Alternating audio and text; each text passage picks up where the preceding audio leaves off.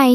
শীত তো ভালোই পড়ে গেল, আর আজ রাস্তায় বেরোতে না বেরোতেই এত পরিমাণে ঠান্ডা হাওয়া, মানে কি বলবো। তারপর চলে আসলাম স্টেশনে এসে বিস্কিট কিনছি শ্রেয়ানের জন্য, চকলেট বিস্কিট। আর অনেকেই ভাবছে যে স্টেশনে হঠাৎ করে চকলেট বিস্কিট কিনতে এসছে কেন। না না, স্টেশনে চকলেট বিস্কিট কিনতে আসেনি, স্টেশনে এসছি আজ আমরা বনগাঁ যাব, সেজন্য চাঁদপাড়ার থেকে ট্রেন ধরে বনগাঁ যাব। আর বনগাঁ যাচ্ছি তার কারণটা হলো ডাক্তার দেখাতে যাব।